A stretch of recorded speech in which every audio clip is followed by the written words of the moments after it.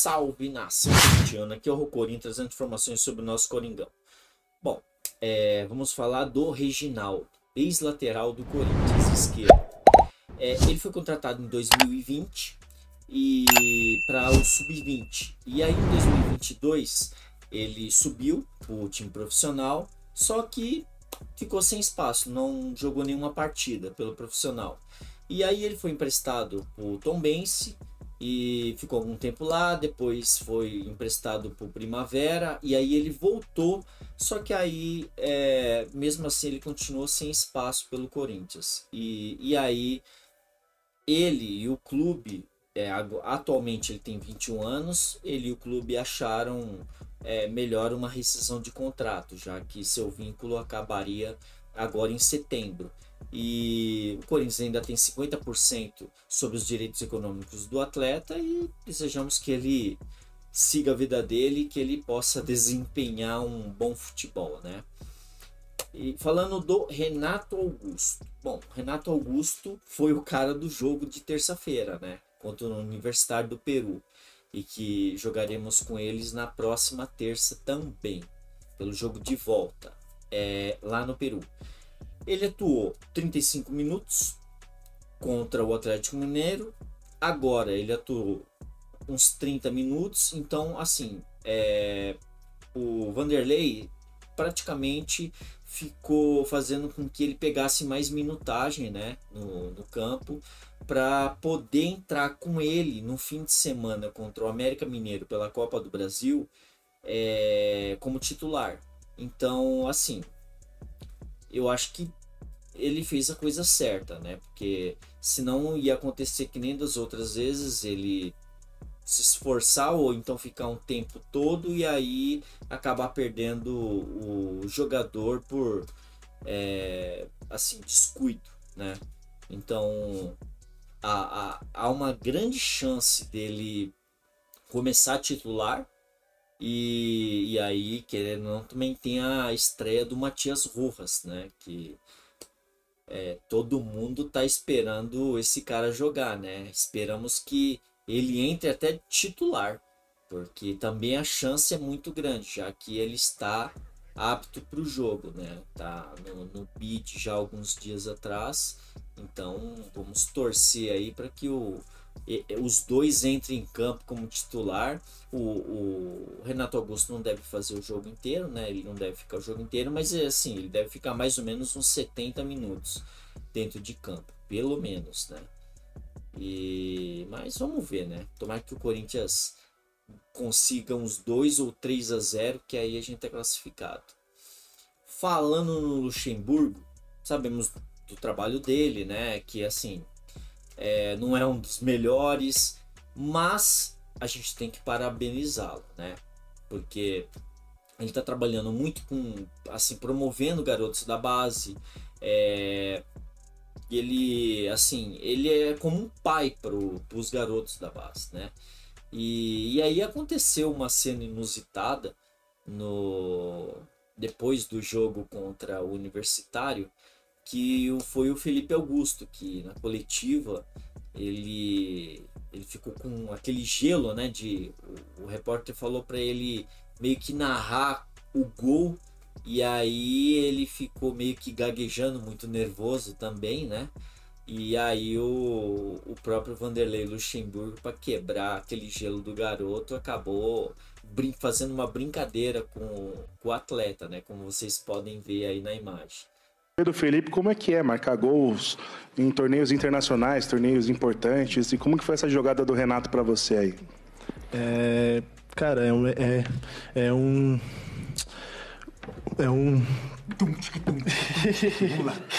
momento único, assim, né? Aí sai, né? Aí é melhor que sai. Pô, é a primeira vez aqui. O Renato passou uma bola pra mim. Fez a jogadinha. Fez a jogada de gol aí. E aí sobrou na canhota. Aí fiz e gol. Então, porra. Foi isso aí. Brincadeiras à parte, mas é único, assim, sabe? Eu que tô há 9, 10 anos no clube, é único fazer gol aqui na arena e campeonatos internacionais, que é muito mais importante. Corinthians! Vamos falar do Luan. O Luan, ele teve os problemas, né, dele lá no motel, tem problema com a nossa torcida, tem problema com os treinadores que treinaram ele, e não é diferente do Luxemburgo. Ele ainda chegou, né, pedir ainda para voltar para os treinos e tal, e aí o Luxemburgo falou para ele basicamente perguntar se a torcida quer, né, falou ainda para o jornalista isso, mas ele foi basicamente isso que ele falou. Vai lá e pergunta para a torcida se a torcida quer. Então é assim, ele não vai querer se comprometer e arrumar confusão com a torcida.